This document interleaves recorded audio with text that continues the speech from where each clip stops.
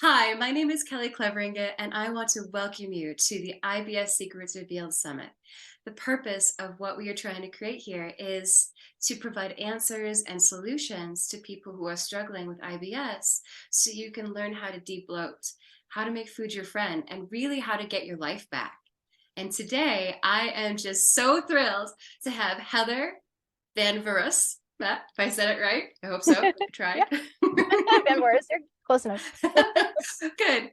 Well, Heather is just an amazing, amazing expert and resource, and I'm so excited to have her here. Oh, She has, she has suffered with IBS since the age of 9. 9. That's a long time. And because of this, she has a real personal interest in helping others with bowel disorders. She is the author of two, not one, two best-selling IBS books in North America, the first being Eating for IBS, and the other is First Year IBS. She also founded Heather's Tummy Care line, so lovely, which includes things like fiber and peppermint oil and things like that, which are all geared to be IBS symptom specific. Her mission is to offer education and support and help that allows people with IBS to successfully manage their symptoms through safe, simple, and effective lifestyle changes. So, Heather, thank you so much for being here. oh, thanks for having me. Thrilled to be a part of it. Yes, good. Is it okay if I just jump right in? Yeah. Let's roll. Okay. So, my first question is, what inspired you to really take your own health in hand and begin your search for IBS healing and management? I would say it was less inspiration and 100% desperation because I didn't have any Mm. choice. I had nobody helping me. I didn't actually have a diagnosis for a number of years in childhood. I didn't know what was going wrong with me. So my only option was to try to stop these incredibly painful attacks that would strike out of the blue and make me violently ill, and to try to hunt down what was causing that, what was triggering this, was there anything that helped it?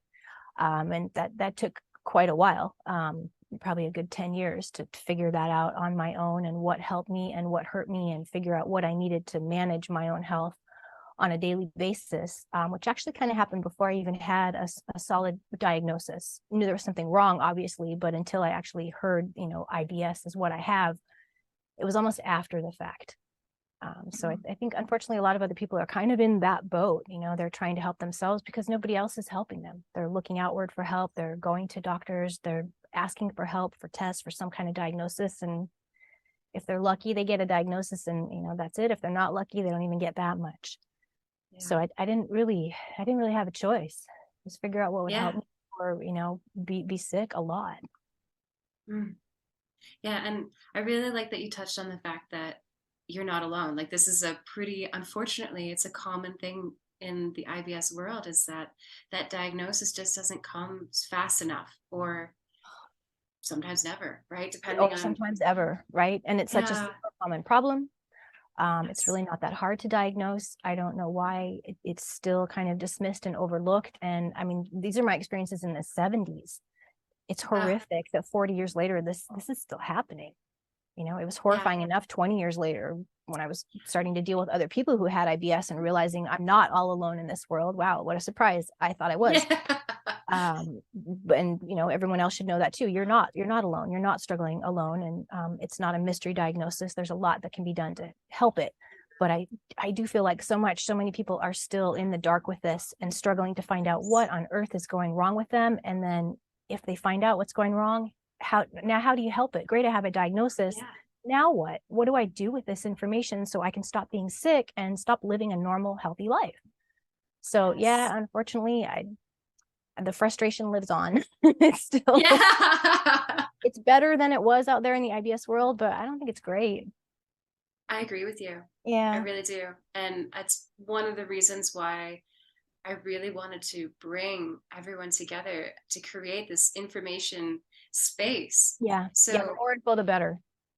You just yeah, can't have too much information about IBS. Even if it all doesn't end up applying to you, okay, then discard what's not useful. But you're better to have too much information and be able to pick and choose what works for you than to have no information at all, or just wrong information and misinformation. So yeah, the Yes. more good info people have, that's really probably the single biggest weapon, I think. It's good education about IBS. Yes. Thank you for saying that too. And because I feel like sometimes you'll hear people say like, "Oh, I feel so overwhelmed. I don't even know." But to your point, Yeah. more information is better. And take, like you said, take what works for you and leave the rest. Right. Yeah. And just getting education about what's going wrong with your body in the first place, not just how to help it, but what is going wrong? Why am I suddenly hit with crippling pain? Why can't I get this bloating to go away? Why is it diarrhea one day and constipation the next? Like, what is this? Why is this happening? And people don't get the most fundamental explanations of this, of, you know, the disorder behind the scenes, that it's not a disease, that there's no inflammation. You can't heal this or cleanse it away or beat it into submission. You have to understand the dysfunction going on behind the scenes and why that is causing symptoms, because then you understand how to stop that dysfunction or manage it and keep it under control and prevent the symptoms. So it's really critical that people know what IBS is, what it isn't, how this is physically affecting your gut, what's your gut's response. Then it is easier to understand what will help those symptoms and keep that dysfunction under control. That's really Yes. key. And a lot of people don't seem to be given that information. Even if they have a diagnosis, they don't really know what it means. I have IBS. I don't know what that means. Is that IBD? Is that gluten Right. intolerant? I don't know. It's just a big mystery to them. So that's not a fair position for people to be left in with a diagnosis, and it still happens. Yes, you're right. It's not fair, and we're gonna start taking a stand to change it. Yeah, and people, and this is why I think people are looking to things like this and looking to the internet and to books and to Summit and Dr. Google, you know, because they're not being given that help through a lot of medical venues, unless they're lucky. You know, they might be, Yes. but not Yes. everybody is. So yeah, Yeah, there's gaps to be filled there. absolutely. And so that kind of segues into my next question for you. So, what was the catalyst that really took you from, being a courageous woman determined to end your own IBS and bring your work into the world and help others? That would be almost just a dumb coincidence and sort of random happenstance. It was not planned. It wasn't on my radar at all. I had IBS under control for myself probably a solid 10 years before the internet kind of came along and took over the Oh, world. wow. So it was for me. This is how I had to live and manage my diet and my life to manage my disorder. I must be, a freak, one of a handful of people in the world that have this. I'll just live that way. And okay, fine. It was fine. I was living that way successfully. And then the internet came along and message boards came along and, funny little creative random sites by people came along. And suddenly there were sites about IBS and people had this disorder that I also had. And they felt as completely alone as I did. And they had no idea what was going wrong with them. They had no idea how to help themselves. And I was horrified.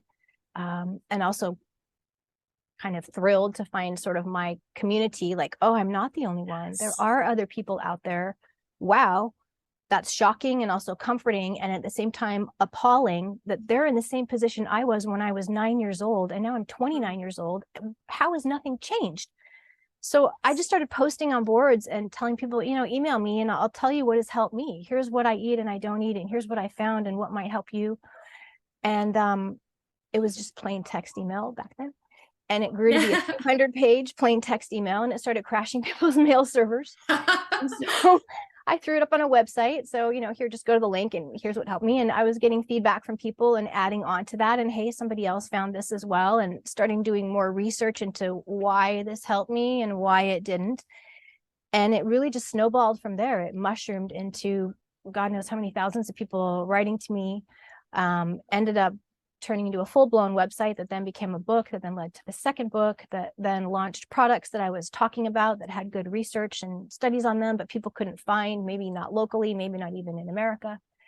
And it just really spun out from there and kind of overwhelmed my life and took over everything else, because there was such a great need for that one thing led to another. And suddenly that was my focus.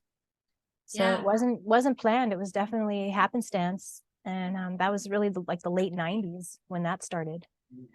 So that's been a while now too. That's Yeah, years fly by. yeah. They really do. But one of the things that you said, and I just, it just opens my heart when you say, like you were able to go onto the internet and say, oh, there are so many people like me. And then, I've said this in the past, but I really believe that our experiences and what's put in our heart is put there for a reason. And so the fact that you were able to, connect with these people and then have them reach out to you and then still open up and show up for them is just wonderful. It's wonderful. It's been So, very rewarding. Um, yeah. it's kind of overwhelming at times how many people are out there still struggling with this. How incredibly grateful they are to have help for it, the relief that they feel when they realize they're not alone, that they can be helped with this. There is real help. They can start feeling better, maybe very quickly. It's not all in their head. They're not crazy, that, their questions are legitimate, that a lot of things they've suspected are probably right on the money. And here's affirmation for that. I think it lifts a lot of weight off of people's minds and bodies to realize that. That can be helpful in and of itself on top of the actual information. So yeah, that's been kind of an overwhelming part of the experience. And it still hits me every day how many people are just still not being given the help that they need, and how much better they can get with sometimes the simplest sentences of information, or try this, try that. And it just can make such a huge difference so quickly. And it still kind of enrages me that people are in the dark about that to such a degree. So, there was definitely some anger powering on my own personal behalf because of experiences, and then finding out still nothing has been done. And even to this day, I still get really angry on behalf of some people I hear from and what they've gone through and, what they're dealing with. So a lot of times I weirdly feel like I'm standing up for people and, fighting their battle or urging them to battle for themselves. You're worth it. Stand up for it. This person that they're wrong to be treating you like this and dismissing you like this. So you are right. Have confidence in that, and you matter. It's your body. It's your health. It's your life. Nobody else is going to manage it for you. Nobody else is living with it but you. You're important. You're going to take precedence in this, and that's okay. Yeah, you're worth it. I think they need to hear that. They need that. First, I love that you say you need trust, right? Trust your body. Trust what it's saying. Trust what you've been experiencing. Yeah. And then stand up for yourself, because you are worth it. Yeah. You really and even are. that means getting up and walking out on somebody, on a doctor, which can be scary, on somebody else who's not listening to you. Get up and walk out. They work for you. I've done it. And it's easier after you've done it the first time, right? It is. And boy, once you leave that room and you've walked out, I'm telling you, the feeling, you're going to be so proud of yourself and you're going to feel so much better. And the people that you feel like walking out on are never going to help you anyways. If you stay and you hang it out and you tough it out through the appointment, it's going to end up being a waste of your time. Cut them off, get out of there, find somebody else who will help you, and tell them while you're leaving. Maybe they won't treat the next IBS person in that way. Probably will, but I mean, but like they'll remember. Hopefully, they will remember. Hey, maybe I shouldn't be so dismissive. Maybe I shouldn't. Yes. So yeah. Mind control. It's your body. Yes. And I think a lot of times that people do sit through those because the doctor is the expert and they should know and da da da. Yeah.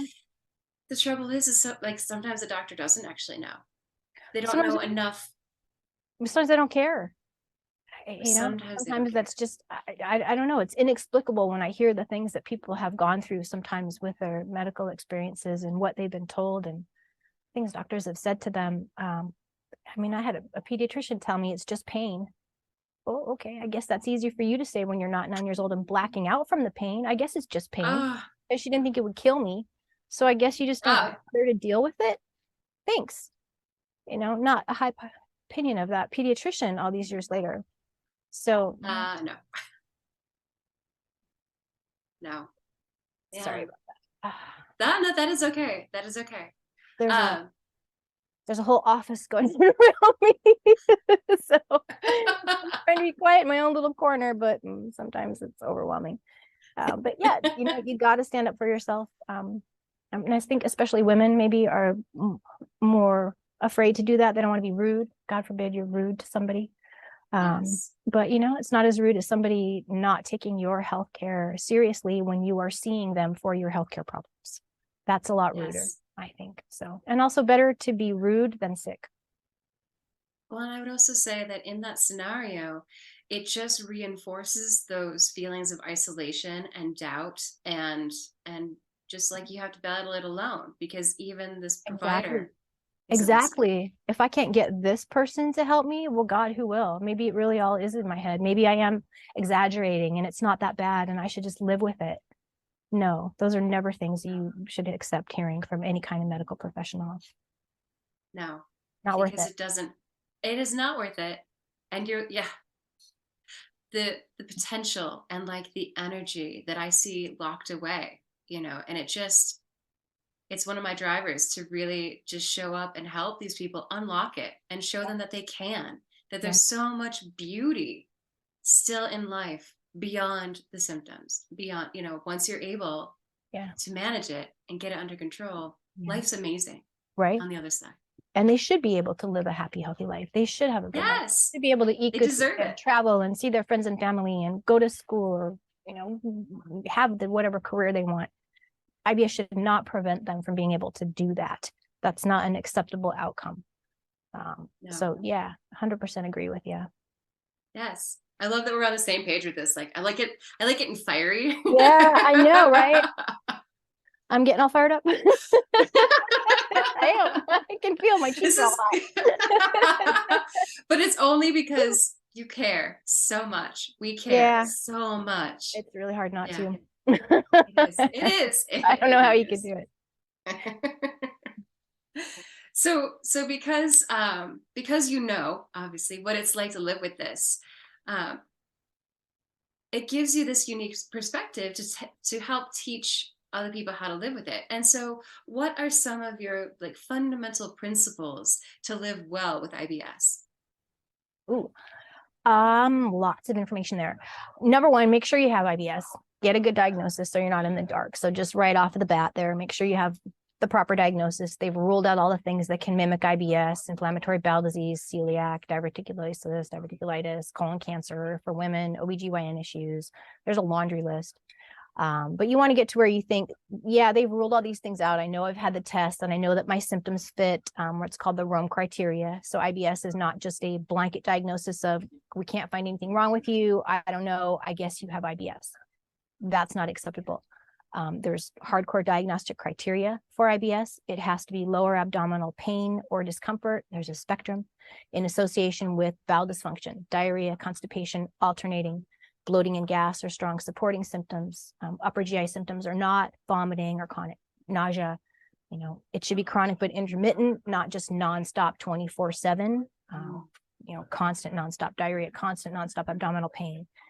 Anything like a fever or swelling or joints or skin issues, passing blood, these are all red flags. So make sure that what you have as an IBS diagnosis sounds like it fits the diagnostic criteria before you do anything else. Then Yes. once you know that, okay, you've got IBS, that's terrible. But the good news is there's lots of ways to live with it. So I would educate yourself on what is IBS, what is going wrong, why are you suddenly having these symptoms? And then some days you're fine, other days you're not. Why is it diarrhea and then constipation? Why am I bloated all the time? So IBS in a nutshell is a dysfunction of the enteric nervous system of the gut and the way that it interacts with your brain. So you have your brain, you have your spinal cord, and then you have a whole separate nervous system in your gut called the enteric nervous system, which most people have not heard of, but you have it. Ever. Yes. And if you have IBS, that nervous system, it's not functioning right in and of itself. It's also not communicating with your brain properly, and your brain is maybe not communicating back to your gut properly. So IBS is literally defined as a brain gut disorder. It's not a disease. There's no infection. There's no inflammation. There's nothing structurally that's an abnormality. It is a dysfunction of the enteric nervous system of the gut and the way that it works back and forth with the brain. What that leads to then is irregular motility. So your whole gut is smooth muscle tissue. It's like a long tube. It should just be rhythmically contracting, going through your small intestines, your large intestine, just one long tube where things are normal, stable, rhythmic contractions, like a stable heartbeat. With IBS, that peristalsis, those contractions, go haywire. It's a dysfunction, it's a dysmotility, and what should be normal, smooth, stable, rhythmic is not. It's either contractions that are too hard and too fast, and things are rushing through your gut. It can be really severe pain, spasms, cramps, urgency, diarrhea. The contractions are too slow, they're too irregular, they're mistimed. You can end up with slow transit as a result of that, and the constipation side of things. It might flip back and forth from too hard and fast, and then, it kind of seizes up in a violent cramp, and then it just kind of stops, and you have almost no motility for a little while, and now you're going back and forth between diarrhea and constipation. Mistimed contractions can cause trapped pockets of air, really bad gas, that can cause bloating. So all of these symptoms that you're having, even if they're flipping back and forth from things that seem like one extreme to the other, the underlying cause is the same. It's a dysmotility of the gut, and what should be a normal rhythmic function is not. That's what's leading to those symptoms. So if you can get that motility under control and sort of gently force normal rhythmic peristalsis, that will head off the diarrhea, it will head off constipation, it'll head off the pain and the spasms and the cramps, it'll really help the bloating and the gas. If you can get to that point and keep yourself at that point, you can pretty much live without the symptoms. The underlying pathology is still there, but the symptoms will not be, because you are forcing your gut to have normal, stable motility. If you can do that, you can live as if you don't have IBS, as long as you're taking those measures to head off those motility problems. So that would be the underlying principle that I would want people to grasp. First of all, what it is, what's going wrong, why it's causing those symptoms, and then you can get into, now what do I do to force that normal motility in a healthy and gentle way that's good for you, and keep your peristalsis normal so you don't have the end symptoms. Yeah, that would be the foundation, let's say. I mean, it's a really strong foundation. It helps. Education, you got to know what's going wrong with you. Can't manage it if you don't know what's going wrong. Yes. If it's just a big question mark, how can you even start to solve it, right? It is. If you don't know what's going wrong, how do you begin to solve it? I don't know. You do something for this and it makes something else worse. You know, you can't treat yourself like you have something inflammatory, or like you just have constipation and you need a laxative. Those things might make IBS a lot worse. So it's all about, I think, stabilizing and controlling your bowel function to get it back to a normal, stable point, and then keep it there. And you can. You totally can. Yes. Yeah. I think you bring up two really good things too, because a lot of people probably haven't even been told that this is a gut-brain disorder. By the way, gut-brain disorder. Yeah. And, you know, and it feels like the science is now catching up and saying like, oh, hey, wait a second. Yeah, we know that the connection between the two, there's like thousands of innovation points, right? There's thousands of connections. And so it really makes sense that those two are so tightly linked. But people don't know it. They don't know it. And I also really love that you brought up the motility, because I think in a way that can be a relief for people to hear, because they're like, oh man, it's inflammation, it's this, it's this, it's this. But it's like you said, it's not really a disease. It's a dysfunction. Yeah, which it should be reassuring. Not that, you know, you're thrilled to get an IBS diagnosis and nobody wants to have it, but it is a much better diagnosis than Crohn's or ulcerative colitis, or diverticulitis or colon cancer.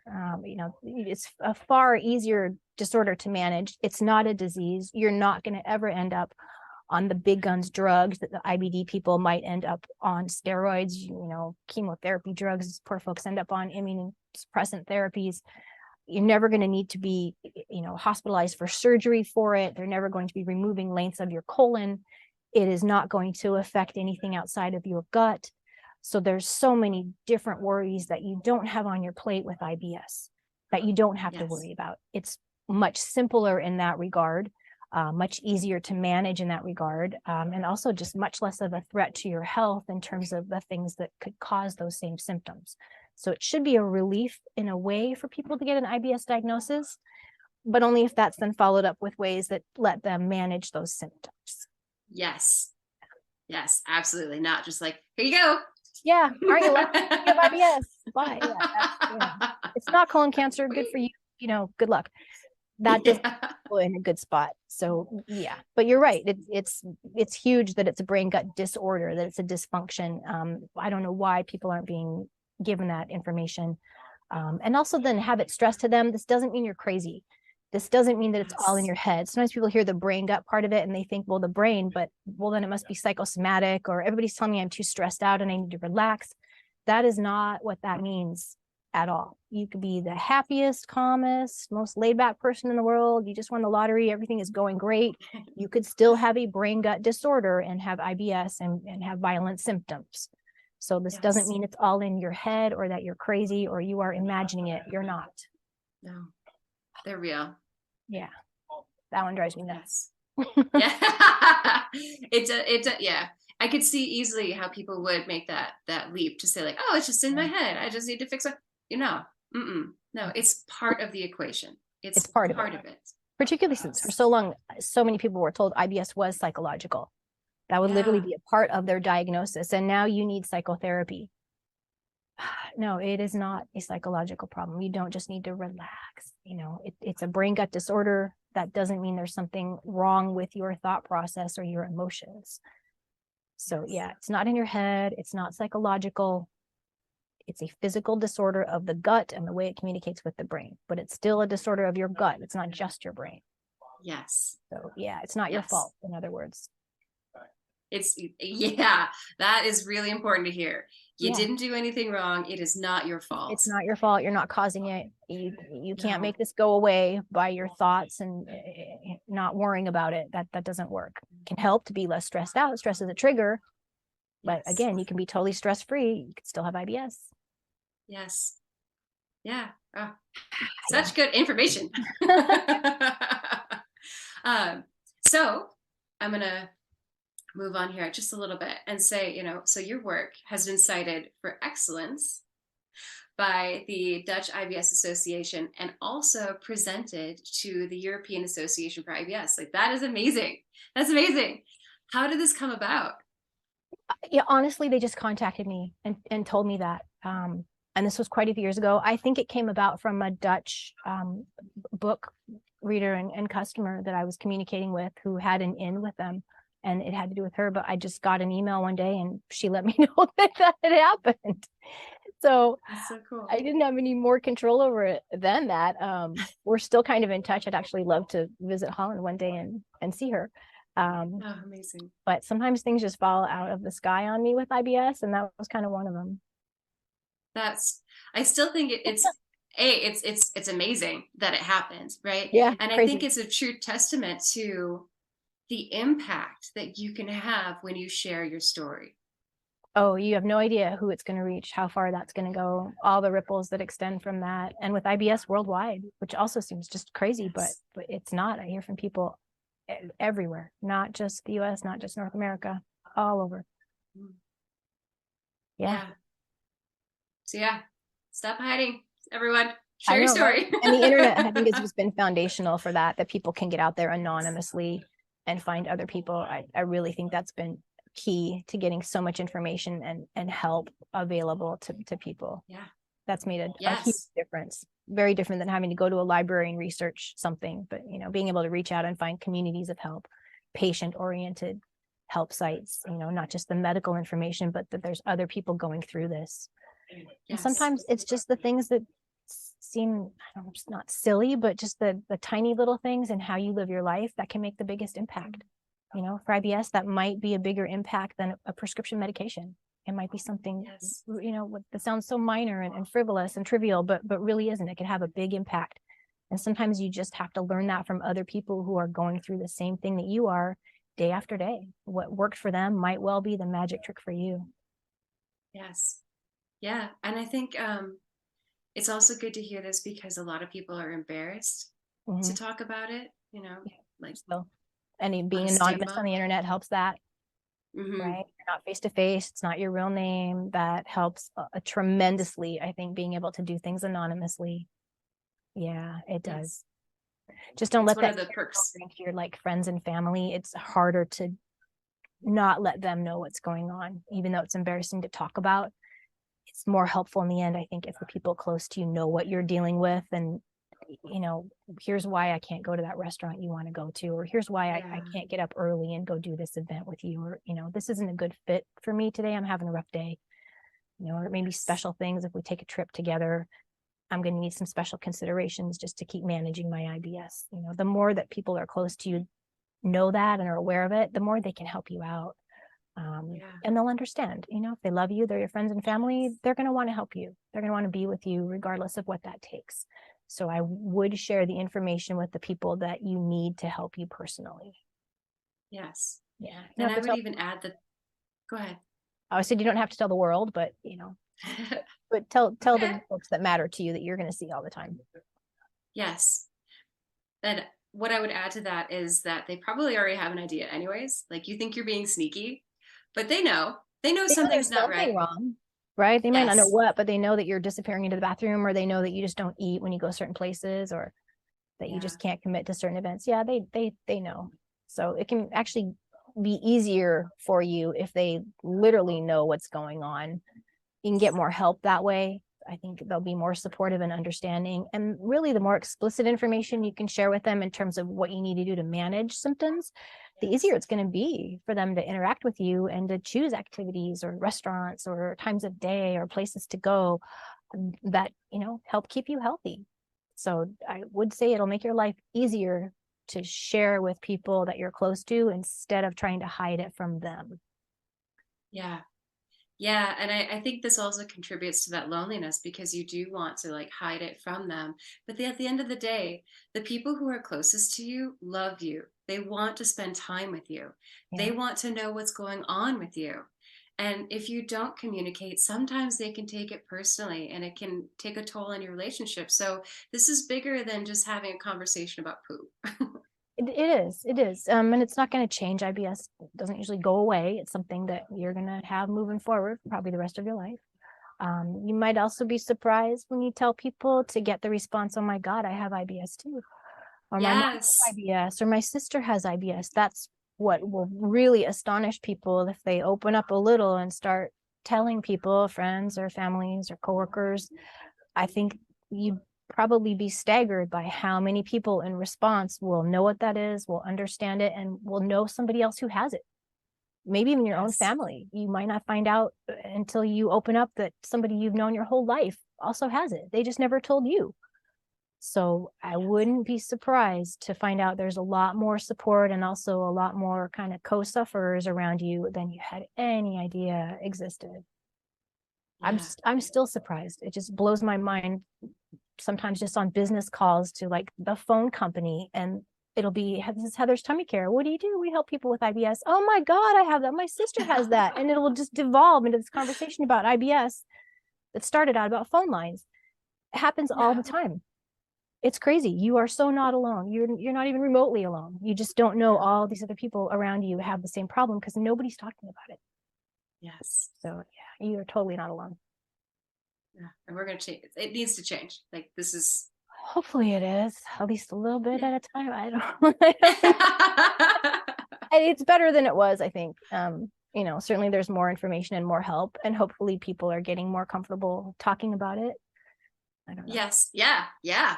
I hope so. Yeah. I mean, it's it only, can't I feel like, it was. yeah. Right. I also feel like once you take that first step, like we were just saying, once you take that first step to open up and have that conversation with someone close to you, like, don't start with the mailman, or maybe start with the mailman, if you start want. with whoever's easiest, right? Yeah. And you're just going to have more confidence to talk about it, to find help, to get support. So yeah. That's true. Especially once the first person, and like you said, pick the first person. And maybe that is some random stranger that, you're on the bus with. Just strike up some conversation. Yeah. You'll never see him again. Who cares? But now you practice. Exactly. Yes. And they'll probably say, "Oh my God, I have IBS."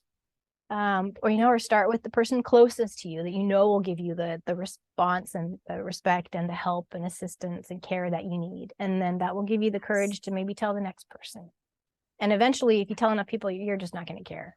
They're either going to help you and be supportive, or they're not, in which case, you don't have to spend your time with them. Yes. So, yeah. Yeah. So good. So when someone is first starting to work to improve their IBS, what is one of the biggest challenges that they're likely to face? Oh boy, when they're first starting. I think the dietary changes for people can be kind of overwhelming at first. They might not know where to start. They might just have too much information. That can be kind of the hard part. People have usually figured out on their own that diet's a big trigger and stress is a big trigger. Maybe there's some other random triggers, but everybody kind of hammers that out. They know when they get stressed, things are worse. They know when they eat certain foods, things are worse. They may not be able to figure out what those foods are or why it's sometimes and not other times, but they know that food is physically affecting their gut. So that's probably the biggest challenge, is getting on top of how to manage their diet and what does that mean in terms of motility and not inflammation, and in terms of motility and not antioxidants, or things that might be great for other people might be hard on you if you have IBS gut. It's not a normal gut by definition. So you really do have to eat for IBS. There's major categories of trigger foods you can avoid that will help. There's soluble versus insoluble fiber, which is a key point for people. They usually don't know there's two kinds of fiber. They may need to add FODMAPs on top of that, especially for bloating and gas. But I think it's easier for them to start with big principles and to realize here's safe foods, here's caution foods, here's trigger foods. How you eat for IBS can make a big difference, particularly in terms of the different fiber types and how you're cooking them. Get your big guidelines and your big principles established. Get to know your soluble fibers, your insoluble fibers, your triggers and your irritants. Get to know how you need to eat to work around these things. That can then give you the confidence to learn that not just there are foods to avoid, but there's foods that are going to actively help you. So you don't have to be afraid to eat. You want to know what you can't eat, but you also need to know what you can eat and what you have to eat, that will actively help you. So I think diet is one of the biggest struggles for people right out of the gate. What do I eat? What don't I eat? How do I eat? How do I live within this framework and still have good food and be able to go to restaurants? And that's totally achievable. It's just, again, getting people information and education and getting them to understand how foods physically affect their gut and what that means in terms specifically of IBS, not just a normal gut, but for IBS. You got to eat for IBS. You don't have a normal gut. It doesn't mean you can't eat normally and have normal food and normal meals. You don't have to be the weirdo. That's not going to happen. But you don't have a normal gut. So that's okay. You can manage it and you can live as if you do. You can feel as if you do. It's just going to take some extra measures and probably some dietary changes. Yeah, I think you're right. That's a great, because it is one of the biggest challenges, because like, ooh, like you said, you hone in, you're like, ooh, when I eat this thing, I don't feel so great. But you're right. When you dive down into it, it can get very overwhelming very fast. Very overwhelming very fast. Yeah. Particularly if it's anti-common sense sometimes, where people think, well, the higher your fiber diet, the better. I should have a big bowl of bran cereal and some popcorn and a big raw green salad and as many raw fruits and veggies as I can. And this is such a healthy diet. And why am I now in the bathroom doubled over in pain? Yeah, I laugh only because I've been there. It's true. And then they're even more upset and confused because I don't get it. This is such a healthy diet. Why am I not healthy from it? Why is this making me sick? Well, you don't have a normal gut. It doesn't mean you can't eat those foods. It might be how you eat them. There might be some of those foods you're not going to be able to eat. So you really have to eat for your IBS gut and work around that. Again, totally doable, but it's going to have to be key to IBS. You're not just going to be able to go do the latest fad diet or do something that's just supposed to be, healthy for your average normal person. You're going to need some special consideration, and you're worth it. Yes. Yeah. And it's okay to be special. Yeah. It's okay. Yep. It is what it is, right? I mean, you don't have a peanut allergy. It's better than that. You're going to have a lot of shades of gray. It's not going to be as black and white as it would be for other disorders. So that's great. A lot of things, it's going to be how you eat them, not that you have to strip something out of your diet. You might be able to eat something in certain ways, certain times. It gives you much more flexibility. It's just learning those rules and guidelines and how does that apply to my gut and to my life. So it just really keeps coming back to education and how foods affect your gut and what does that mean in terms of IBS? Well, here you go. You can lay it all out for people. Here you go. Yes. A lot of information that you can put at your fingertips so that you can do that, and you can cook for that. You can have recipes for that. You can have restaurant advice for that. So it is totally workable, but it can be overwhelming at first. So I tell people, hang in there. Ask a lot. Yes. Yeah. Yeah. Good. Yeah. And ask a lot of questions. Yep. Ask for the help you need. Yep. If you're confused, keep asking. Yes. So good. And so last question. This has been so great. If there was one thing that you wish you'd known about IBS, what would it have been? I had known about IBS. I mean, it would have just been nice to know that that's what I had, without struggling in the dark for years, thinking, is this going to kill me or not? I don't know, because I don't know what's going wrong with me. It would have been nice if somebody had just handed me dietary information way back. That would have saved me a lot of time. So I wish that I had known that up front. Honestly, moving forward, I wish they had a lot more research about IBS. I wish they could delve down more into what causes the underlying pathology. Why does an insult to your gut trigger this for some people, but other people seem to be born with it? What is the role of the gut microbiome? They know that your gut bacteria plays an intimate role with this and with your brain function and that tie-in, but they don't really understand how, or how you can use that to manage the symptoms. It's good research findings. Now, how do I apply that to my life and use this information to stop me from getting sick? So I would really like, that's my one wish, that there was a lot more research into IBS into terms of what's going wrong with the dysfunction of the enteric nervous system and how you might be able to change that in ways that maybe permanently resolve symptoms. I don't see a lot of research in those areas, but that would be my wish. That's a good wish. That is a good wish. I hope I can dream. Yeah. I think there is still a lot of hope because there is so much more research coming out now, especially about the microbiome and all of our little gut buddies. And like that's very exciting for me. All of this is great, but I'm like, oh my gosh, we can get more answers. We're gonna get more answers. Yes. The more the better. And it's been interesting to see the research change over the past like 25 years, I would say, where so much of it initially was on the psychological aspect, just constantly the psychology and the IBS, and where people, did they suffer child abuse, and is there a link between this and this? And it was just something that this just doesn't apply to the vast majority of people with IBS. And that side of the research has kind of really petered out once they got into more of the brain gut disorder side of things, and they were focusing on serotonin for a while.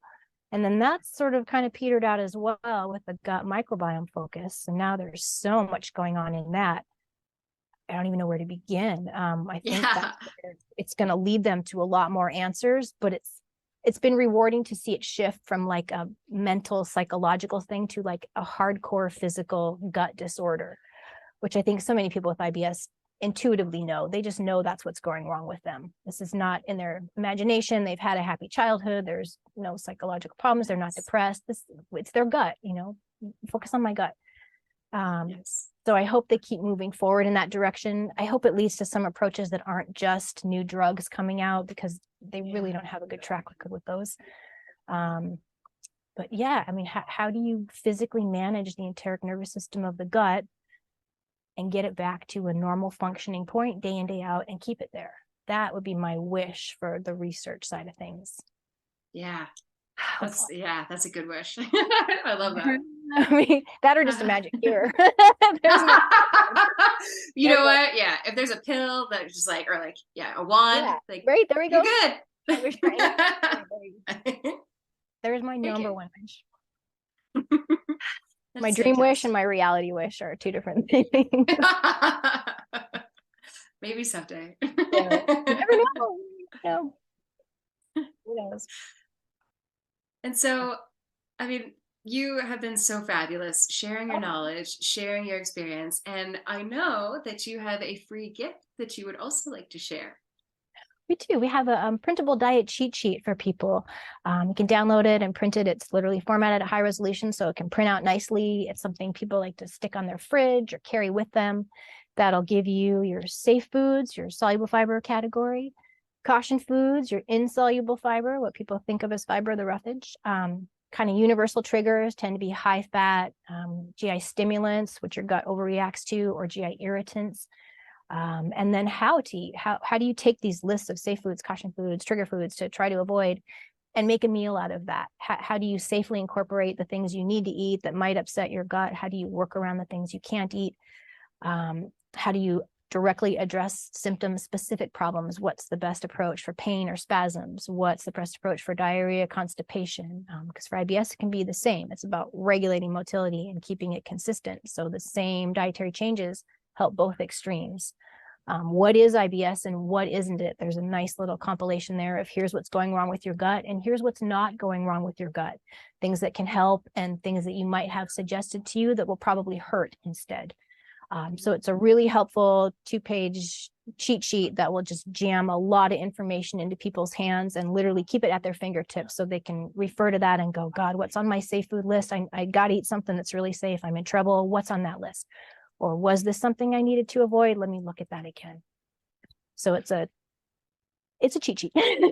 That's fantastic. It's a lot of information jammed in, but it'll get somebody started or give them a quick reference if they're kind of forgetting what they're supposed to be following. So they don't feel overwhelmed. You shouldn't feel overwhelmed. You should have some quick, fast reference guide that at least gives you good info, a good starting point, a good way to get back on track if you've kind of lost track.